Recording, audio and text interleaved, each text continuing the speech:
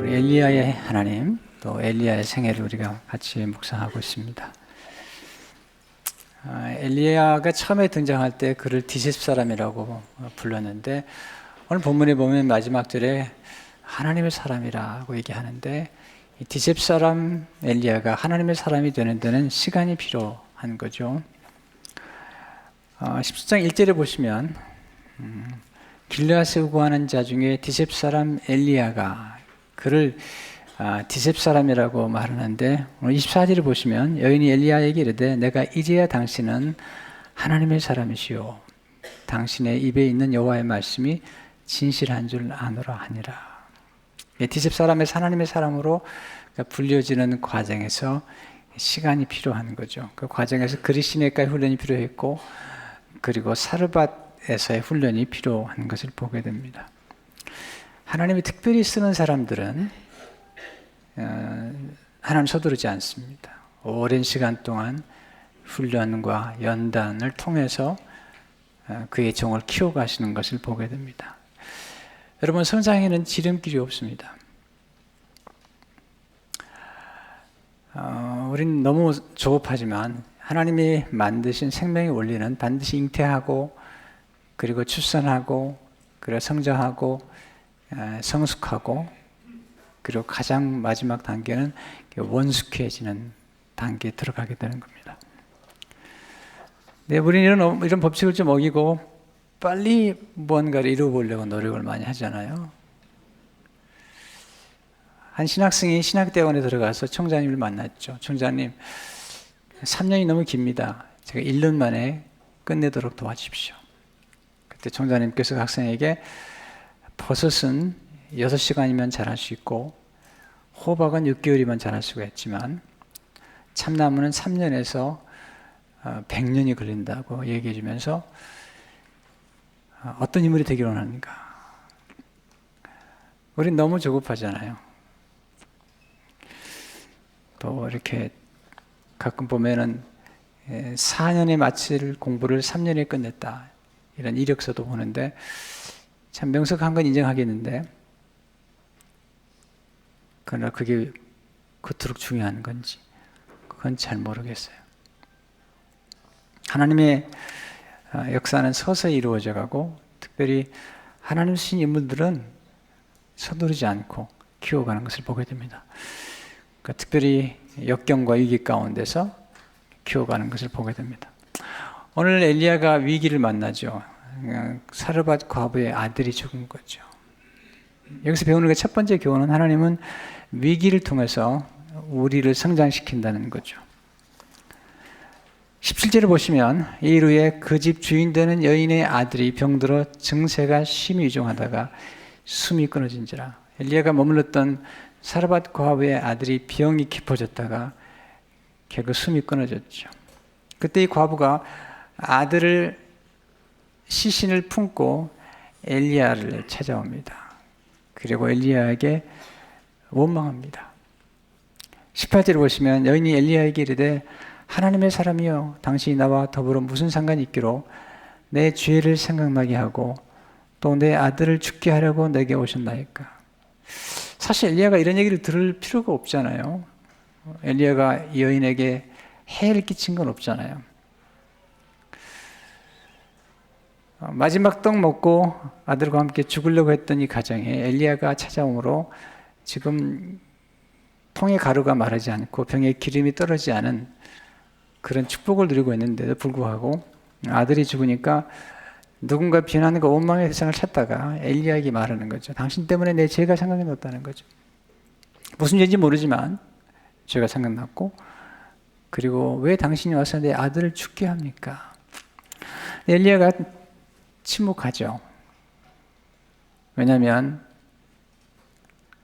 여인의 슬픔을 알기 때문이죠. 아들 잃어버린 과부의 슬픔 뿐만 아니라 엘리야는 하나님의 사람이기 때문에 이 모든 사건 속에 하나님의 섭리와 개입이 있었다고 믿었던 거죠. 어떻게 알 수 있죠? 20절에 보면 알 수 있죠.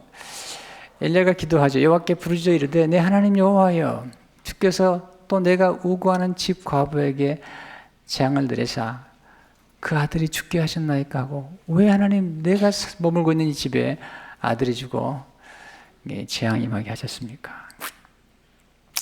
이 사르밧 과부의 고통은 아주 깊은 고통이죠. 왜냐하면 사실은 이 여인이 아들이 죽을 것을 예감했거든요. 상실을 예감했거든요.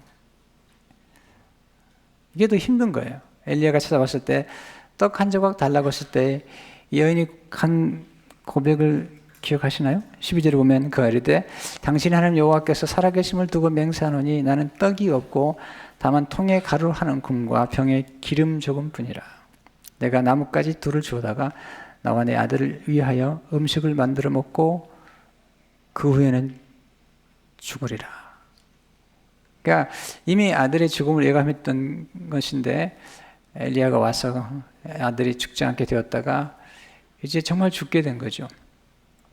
인간이 가진 고통 중에 하나는 뭐냐면 어떤 소중한 것을 잃어버릴 것 같다는 상실에 대한 예감.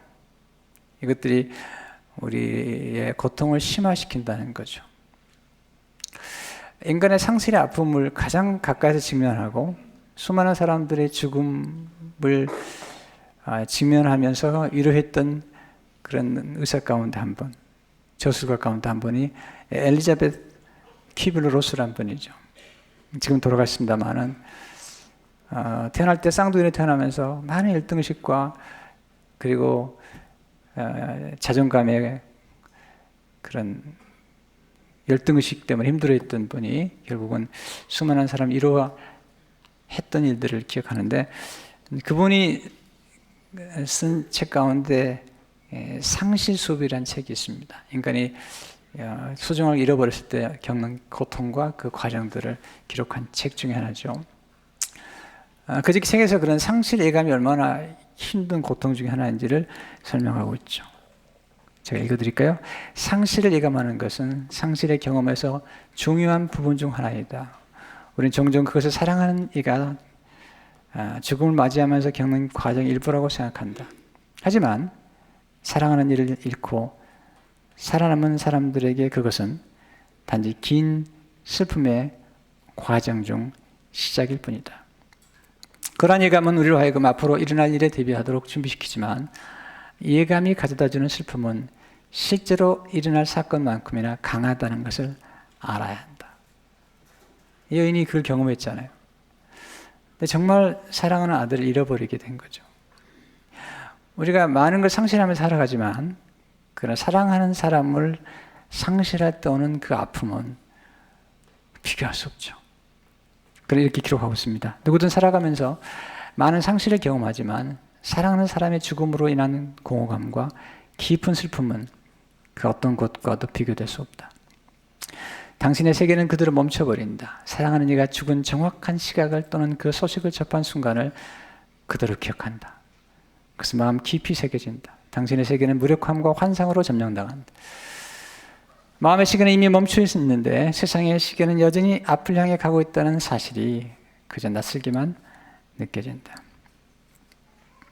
우리가 경험하는, 또 경험할 수밖에 없는 인생의 여정에서 우리는 최소한 한 번에서 몇 번 정도는 우리가 가장 사랑하는 사람들을 잃을 수 있다는 것을 잊지 않아야 되죠. 그건 너무 고통스러운 사건이라는 거죠. 이분은 책의 마지막 부분에서 인생에서 가장 중요한 게 무엇인가? 사랑이다. 그리고 인생은 배움이다. 라고 이야기하고 있습니다. 나는 이곳에서 인간의 목적은 사랑하고 사랑받고 성장하는 것이라고 믿는다. 이 점을 감안한다면 사랑하는 사람을 잃는 것보다 더 큰 고통은 없는 것이다. 삶을 지켜보면서 인간은 모두 고난을 겪는다는 걸 알았다. 역경은 단지 자신을 더 강인하게 만든다. 삶이 힘들고 하나의 몸부림의 다름 아니다. 마치 많은 배움을 주는 학교에 가는 것 같다. 배우면 배울수록 그 배움은 더 어려워진다. 우리가 고통을 극복하고 극복하지만 고통이나 문제나 위기가 찾아올 때마다 옛날에 잘 통과했기 때문에 쉬운 게 아니라 여전히 우리 앞에 어려움으로 남아있는 거죠. 엘리자베스 퀴블러 로스는 이렇게 인간의 고통과 아픔들을 공감해 줌으로 많은 분들을 치유해 주는 것은 사실이지만 그러나 그 다음을 넘어가지 못했어요. 부활에 대해서. 또 기적에 대해서까지는 접근할 수 없는 게 그분의 한계잖아요. 근데 오늘 엘리야의 사건은 그냥 상실한 과부의 아픔을 이해하고 위로할 뿐만 아니라 이 죽은 아들을 다시 살려주는 놀라운 기적을 경험했다는 거죠. 이게 이제 기독교 복음의 핵심이죠. 아픈 사람들의 아픔을 공감해 줌으로 위로하고 또 치유할 수 있을지 모르지만 그걸 뛰어넘어서 죽은 자도 살아날 수 있다는, 그리고 얼마든지 인생은 단순한 공감을 뛰어넘어서 또 기적을 경험할 수 있다는 사실을 강조하고 있는 거죠. 어떻게 가능하죠? 두 번째 배우는 교훈은 하나님은 간절한 기도를 통해서 놀라운 기적을 일으켜 주신다는 것입니다. 19절에 보면 참 기가 막힌 모습이 나오죠. 엘리야가 그에게 그의 아들을 달라 하여 그를 그 여인의 품에서 받아 안고 자기가 거처는 다락에 올라가서 자기 침상에 놓이고. 여러분 이 여인을 생각해 보세요. 그 병상했던 이 아들이 그 두 손을 떨어뜨리고 축 처져 버릴 때 여인의 인생 자체가 처져 버린 거죠. 근데 엘리야가 자기를 원망하고 비난하는 사르밧 과부에게 아들을 내게 달라는 거죠. 그리고 자기 다락에 올라가서 자기 침상에 올려놓고 이제 기도하기 시작하죠. 그래서 우리가 이 엘리야의 중보기도잖아요. 중보기도는 뭘까?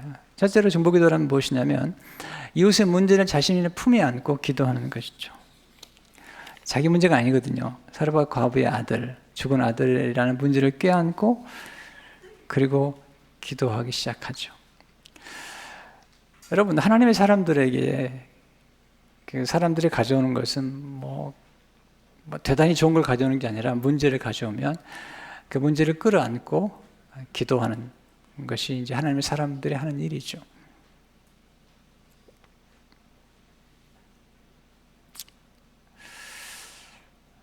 사실 의사 선생님과 똑같죠. 의사 선생님들이 환자들이 오면 다 병을 가져오잖아요. 문제를 가져오는 거잖아요. 근데 놀라운 사실은 엘리야가 그 아들이라고 하는 큰 문제를 끌어안았을 때에 그 자체는 굉장히 힘들어 보였지만 그 죽은 아들이라는 문제를 끌어안았을 때 그 죽은 아들 속에는 놀라운 기적이 담겨 있었다는 거죠. 이게 인생의 역설이죠. 우리가 문제를 끌어안을 때 기적을 함께 끌어안게 된다는 거죠. 근데 우리가 문제가 싫다고, 또 어려운 일이 싫다고 우리가 거부해버리면 그 문제 속에 담겨있는 놀라운 기적도 놓치는 거죠. 그럼 문제 속에는 언제나 기적의 이 씨앗이 담겨 있다는 사실을 꼭 기억해야 됩니다.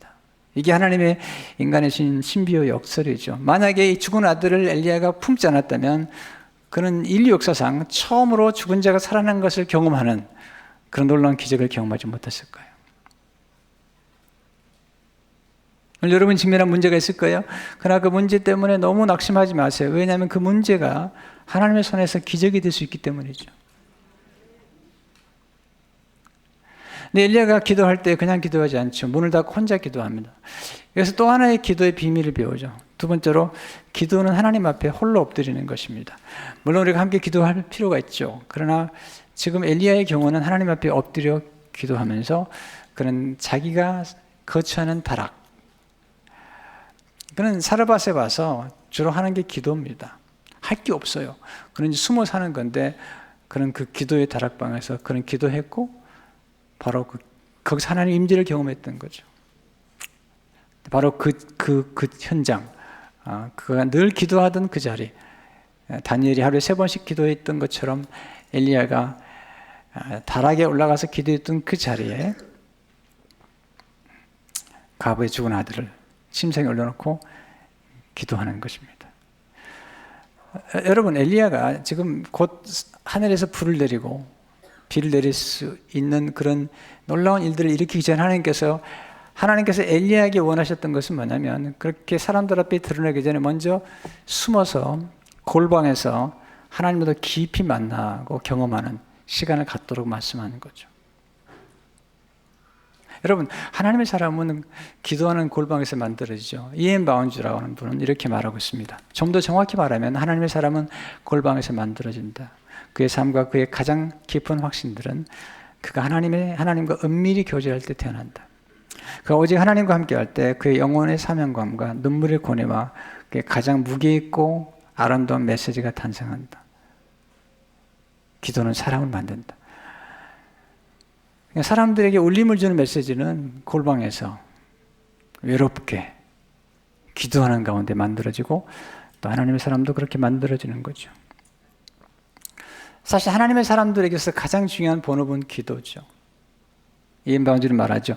기도를 자기들의 본업으로 여기고 기도에 엄청난 시간과 노력을 투자한 사람들에게 하나님께서는 하나님 나라의 열쇠를 맡기신다. 기도하는 사람들을 통해 이 세상에서 하나님의 영적인 기사를 일으키신다. 엄청난 기도의 분량은 하나님께서 오신 위대한 지도자들의 표시이자 특징이요, 하나님께서 그들의 수고 위에 부어주실 승리의 징표이다. 여러분, 목사는 누구일까요? 요즘 목사에 대한 너무 지나친 기대가 많죠. 지성도 탁월해야 되고, 감성도 탁월해야 되고, 영성도 깊어야 되고, 설교도 잘해야 되고, 얼굴도 잘생겨야 되고, 매력도 있어야 되고, 또 휴머가 있어야 되고, 건강해야 되고. 목회자의 본업이 뭘까요? 사도들이 교회 구제의 문제에 직면했을 때 우리가 기도하는 것과 말씀 전하는 일에 전무하리라. 기도와 말씀이 본업이죠. 교회가 이제 좀 크다 보면은 여러 가지 일들이 많아지잖아요. 심지어 매니지먼트를 해야 되는데, 사실 목회자가 교회가 크다 보면 그걸 피할 수는 없겠지만 목회자의 본업이 뭘까요? 그건 기도와 말씀이잖아요. 여러분도 마찬가지죠. 여러분들 하나님과도 깊이 만나는 시간들이 필요하죠. 기도하는 시간이 필요한데 거기서 끈질긴 기도와 또 하나님 앞에서 기다림이 하나님의 삶을 만들어가는 거죠. 이엔 바운즈 이렇게 말하죠. 하나님을 잠깐 만나는 사람은 그분을 깊이 알 수 없다. 하나님 성의 없이 잠깐 왔다 가는 사람에게 그분의 선물을 주지 않으신다. 하나님을 알고 그분의 응답을 받으려면 많은 시간을 오직 하나님과 함께 보내야 한다. 하나님은 하나님을 아는 끈질긴 믿음의 소유자에게 응답하신다. 우리가 누군가를 알거나 무엇을 알기 위해서는 오랜 시간 머물러야 되겠죠. 오늘 핸드벨 연주를 여러분들 듣게 될 거예요. 하나님께 올려드리는. 이 핸드벨을 연주하기까지는 핸드벨과 함께 오랜 시간 머물러야 돼요.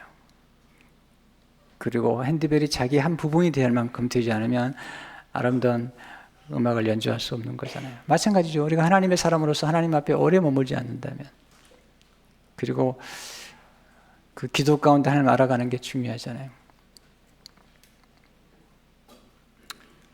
가끔 기도하는 걸 물어보면 목사님 저 기도해요. 하루에 3번씩 식사할 때 기도해요.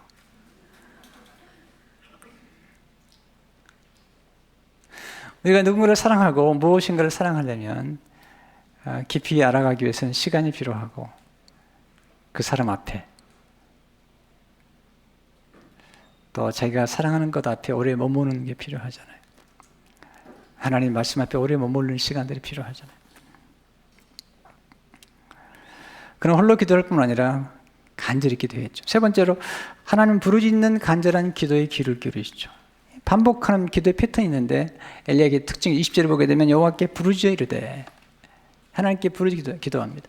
21절도 보면 그 아이 위에 몸을 3번 펴서 엎드리고 여호와께 부르짖어 이르되 내 하나님 여호와여 원하건대 이 아이의 혼으로 그의 몸에 돌아오게 하옵소서 하니 3번 부르짖어 또 기도하죠. 아이의 시신 위에 자기 몸을 펴서 얹고 기도하고 있습니다. 그러니까 엘리야의 기도의 특징은 간절한 기도죠.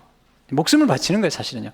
사실 엘리야가 지금 선지자나 제사장들은 이 죽은 시체를 만지면 안 되게 돼 있어요. 왜냐하면 불결하고 부정하기 때문에.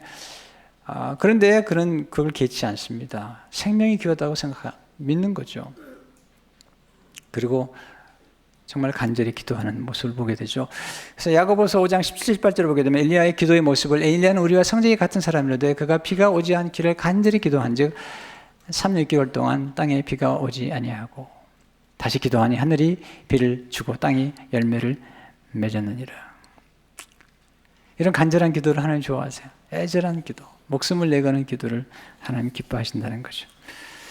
마지막 네 번째 기도의 특징은 포기하지 않는 믿음의 기도가 역사하는 힘이 크다는 거죠. 그건 한 번 기도해서 안 되니까 2번 기도하고 또 3번 기도하고 또 그러잖아요. 여러분 쉽게 포기합니까? 여러분 몸이 아파서 의사 선생님 찾아가 보세요. 약을 한번 썼다가 안 되면 또 다른 약을 써보고 그 다음에 그래도 안 되면 또 다른 약을 써보는 것처럼 기도도 마찬가지죠. 우리가 기도 한 번 하고 하나님이 응답이 없다고 너무 쉽게 포기하잖아요. 그러시면 안 됩니다. 기도할 때도 똑같습니다. 여러분이 어떤 문제를 해결하기 위해서 여러 가지 방법으로 시도해 보는 것처럼 기도는 때로는 실험 같은 거예요. 기도는 배우는 거예요. 그래서 한 번 시도해 보고 또 시도해 보고 지금 엘리야가 3번째 기도하잖아요. 또 나중에 비를 내릴 때 7번 기도하잖아요. 우리 너무 쉽게 포기하죠. 특별히 기도하는 것만큼은 너무 쉽게 포기하는 것 같아요. 근데 엘리야의 믿음이 놀랍죠. 우리가 계속 기도한다는 것은 우리가 기도를 믿는다는 거예요. 기도에 응답하시는 하나님을 믿는 거거든요. 엘리야가 뭘 믿었냐면 죽은 자를 살리는 하나님을 믿었던 거예요. 여러분 그 당시까지 엘리야 시대까지 아무도 역사상 죽은 자가 다시 살아났다는 것을 들어본 적이 없어요. 에녹은 죽음을 보지 않고 승천했죠. 아브라함도 이삭을 바쳤지만 사실 이삭이 죽은 게 아니죠. 그러니까 이 놀라운 믿음이에요. 우리가 또 하나 감동을 받는 것은 사르밧 과부의 믿음이잖아요. 사르밧 과부의 믿음이 점점 자라죠. 왜냐하면 통에 가루가 마르지 않고 병에 기름이 떨어지지 않는 걸 보면서 하나님 살아계시는구나를 경험하는 거죠. 그렇기 때문에 지금 이 과부가 엘리야를 만났을 때 아들이 죽었음에도 불구하고 엘리야에게 투정을 부리고 비난하는 것 같지만 그러나 그 속에 그녀의 언어 속에는 하나님의 살아계심을 어느 정도 믿고 있는 거예요. 18절을 보시면 여인이 엘리야에게 이르되 하나님의 사람이여. 이게 무슨 얘기입니까? 당신 하나님의 사람 아닙니까? 당신이 나와 더불어 무슨 상관이 있기로 내 죄를 생각나게 하고 또 내 아들을 죽게 하려고 내게 오셨나이까? 이게 뭐냐면 엘리야를 보면서 뭔가 좀 다른 거예요. 그는 그 당시에 시돈에서는 바알 선지라 섬겼거든요. 그리고 아세라 목상을 섬겼는데 이 바알과 아세라가 교접함으로 비가 오고 풍요를 준다고 믿었기 때문에 이 바알 선지자와 아세라 선지자가 주로 하는 게 뭐냐면 음란한 행위를 하는 거예요. 그리고 사람들이 올 때마다 음란한 행위를 만들고 우상을 숭배하는 신전 안에는 공인된 창녀와 창남들이 있었던 거예요. 기생라합도 그런 사람 중에 하나였던 거예요. 그러니까 근데 엘리야는 달랐던 거죠. 그의 단정함, 그의 구별됨, 그의 거룩함. 엘리야를 보는 순간 하나님이 생각났죠. 죄가 생각난 거죠. 거기다가 고난이 찾아오면 우리는 더 많은 죄를 생각하게 되잖아요. 놀라운 사실은 이 여인이 믿음을 가지고 엘리야가 아들을 달라고 할 때 아들을 맡겼다는 거죠. 엘리야의 기도를 지금 인정하고 있는 거잖아요. 엘리야가 여인의 짐을 받아서 하나님께 나가서 그 무거운 짐을 다시 하나님께 맡기는 거죠. 이 과정이 기도라는 거죠. 기도는 뭘까요? 우리의 무거운 짐을 하나님께 맡기는 거죠. 여러분, 짐이라는 건 맡은 사람이 책임을 져야 되는 거예요. 예를 들자면 여러분이 이제 비행기 타기 전에 화장실에 갈 때 옆에 있는 분에게 내 짐 좀 맡아주세요. 그럼 짐을 맡은 자가 책임을 져야 되죠. 하나님은 우리가 무거운 짐을 가지고 하나님께 나올 때 하나님께서 우리의 무거운 짐을 책임을 지는 거죠. 저는 목회자들에게 얘기합니다. 교회에 무슨 문제가 생기면 보고하라고. 내게 보고하는 순간 모든 문제의 책임은 내가 지겠다고. 그리고 내가 해결할 수 없는 건 내가 하나님께 나가서 그 무거운 짐을 하나님께 내려놓을 테니까 보고하기 전까지는 우리 목회자들이 스스로가 짐을 안고 있는 거지만 내게 보고하는 순간 내가 지도자로서 내가 책임을 지겠다. 근데 우리가 질 수 없는 책임은 하나님께 가지고 나가는데 지금 엘리야가 과부의 무거운 짐을 끌어안는 순간 그건 엘리야의 짐이 된 거죠. 근데 엘리야가 하나님께 나가서 그 짐을 하나님께 맡기는 순간 그건 하나님이 책임을 져야 되는 거죠. 하나님은 우리의 무거운 짐이나 우리가 맡기는 것을 돌봐주시는 분이죠. 시편 35절을 보게 되면 내 길을 여호와께 맡기라. 그를 의지하면 그가 이루시고 이렇게 말씀하고 있죠. 시편 55편 22를 보면 내 짐을 여호와께 맡기라. 그가 나를 붙드시고 의인의 요동함을 영원히 허락하지 아니하시로다. 우리 하나님이 우리에게 원하신 게 뭘까요? 우리 하나님께 드리는 게 뭘까요? 사실은 보면 무거운 짐을 드리는 거잖아요. 주님이 우리에게 초청하는 게 뭘까요? 무거운 짐 좀 가져오라는 거예요. 마태복음 15장 18절을 보게 되면 수고하고 무거운 짐진 자들아 다 내게로 오라. 내가 너희를 쉬게 하리라.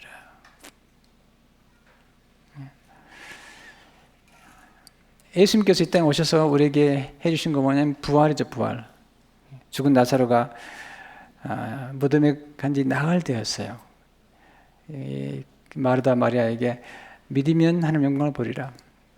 내 오라비가 다시 살아나리라. 예수님 마지막 날에 그러겠죠? 아니다. 나는 부활이요 생명이다. 나를 믿는 자는 죽어도 살겠고 살아있는 자는 영원히 죽지 아니하리라. 지금 살아나리라. 그렇게 말씀하시고 정말 부활의 놀라운 역사를 일으켜 주시는 것을 보게 되잖아요. 하나님 우리가 원하시는 것은 끈질긴 믿음이죠. 우리 너무 쉽게 포기하죠.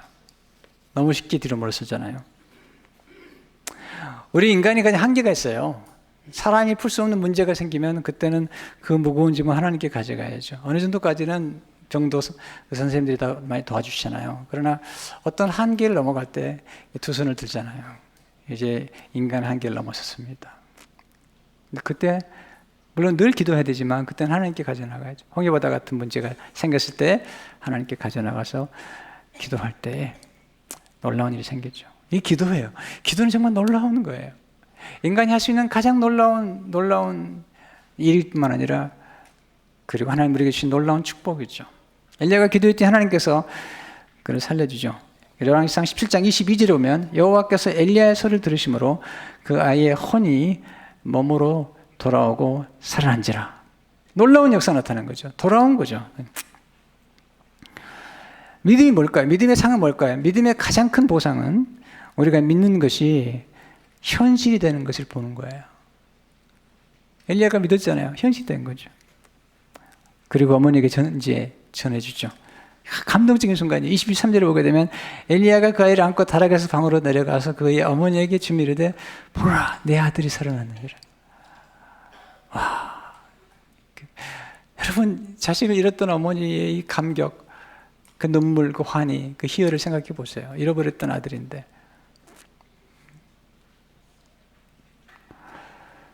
여러분 남편이 죽었다 살면 이렇게 안 좋아할 것 같아요. 이런 얘기를 하면 안 되는데 꼭. 근데 사실 이 아들이 말이죠.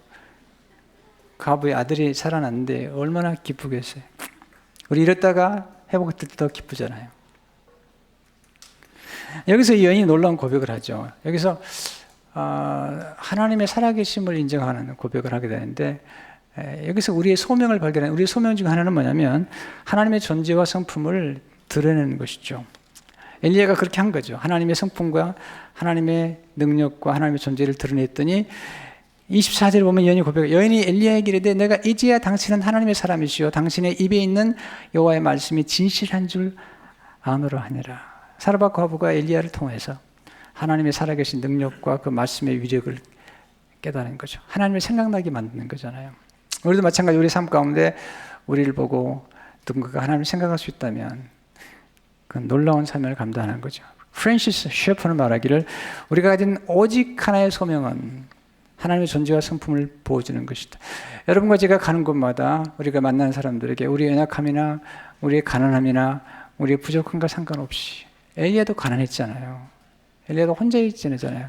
그렇지만 그를 통해서 하나님의 존재와 성품이 드러나는 것을 볼 때 얼마나 아름다운지 모르잖아요. 엘리야의 믿음뿐 아니라 과부의 믿음이 놀랍죠. 그 믿음의 상을 받게 되잖아요. 히브리서 보게 되면 이 11장 35절에 보면 여자들은 자기의 죽은 자들을 부활로 받아들이다 하며 여자들이라고 그러는데 이 여자들 가운데 사르밧 과부가 들어있는 것 같아요. 죽은 자들을 부활로 받았다. 놀라운 간증이죠. 여러분 인생은 역설적이죠. 역설은 뭐냐면 인간이 가진 고난과 역경과 시련과 위기가 하나님의 손에 갔을 때 얼마든지 역전될 수 있다는 것을 우리가 깨닫는 것, 그것이 인간의 역설인 것을 깨달아 아는 게 중요합니다. 근데 이 스토리가 뭘까요? 사실은 사랑의 스토리죠. 하나님께서 과부를 돌아보시고 엘리야가 이 과부의 아픔을 품에 끌어안았다는 것, 이게 사랑의 스토리죠. 가장 아름다운 스토리죠. 요즘 영화 가운데 명랑이라는 영화가 굉장히 놀랍잖아요. 저도 가서 봤는데요. 저는 꼭 한번 들켜요. 이번에 또 몰래 갔는데 우리 교인들이 있는 거야. 아이고 주여 이 시간만은 피워달라고 그랬는데 꼭 교인들이 있는 거야. 왜냐하면 너무나 많은 사람들이 보고 있는 거예요. 전 궁금한 거잖아요. 지도자로서 도대체 왜 이 1300만 이상이 되는 사람들이 한국 사람 가운데 4명 중에 1명 이상이 보고 있냐는 거죠. 무엇이 사람들로 하여금 이 영화를 보게 만드는지. 세월호의 사건 이후로 12척 배 가운데 한 척도 잃어버리지 않은 이 사건, 이 명랑해전의 이야기를 그렇게 보고 싶어 하는지, 뭐 이 사람들에게 감동을 주는 건지. 근데 몇 가지 제가 생각해 봤는데 놀라운 교들이 많잖아요. 어제 우리 박혜영 목사님 딸이 이제 이번에 대학에 들어가기 때문에 저한테 와서 인사를 하고 제가 이제 기도를 해줬는데 이렇게 얘기하다가 명랑을 봤냐고 물었더니 봤다고 그러더라고요. 그래서 물었습니다. 어땠냐고. 그러더니 저한테 그래요. 아름다웠대요. 예술을 하거든요. 아름다웠대요. 너무 궁금하잖아요. 뭐가 아름다웠는데.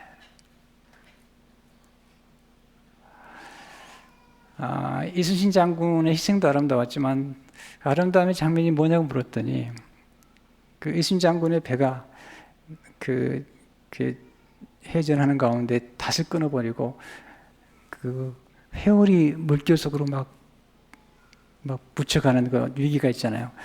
그때 백성들이 와서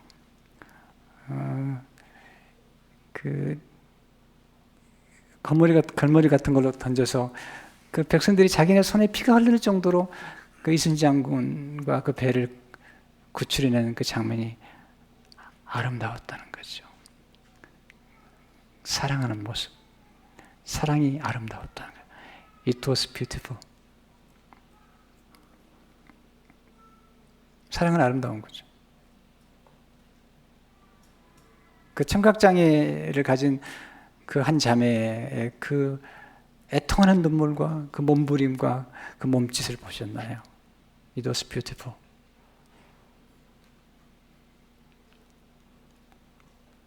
근데 왜 사람들이 이 영화를 좋아할까? 해피엔딩 때문에 좋아하는 것 같아요.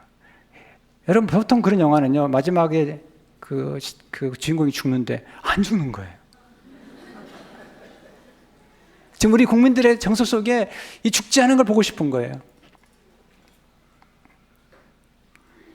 배가 한 척도 침몰되지 않은 걸 보고 싶은 거예요.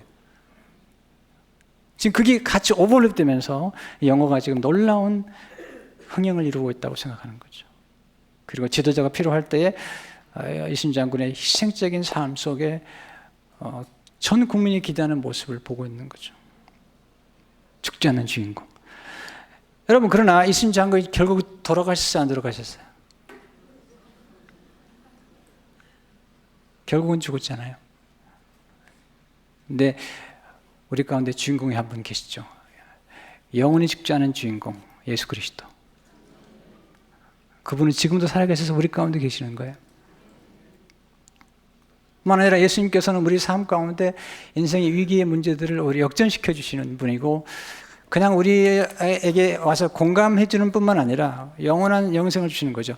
우리 크리스찬들의 삶 가운데 가장 놀라운 소망은 해피엔딩이잖아요. 우리는 이 세상 살면서 거지 나사로처럼 비록 아주 가난하고 슬프게 살았다 할지라도 이 땅을 벗어나면 하나님의 나라가 있다는 뿐만 아니라 우리 영원한 부활이 있다는 것.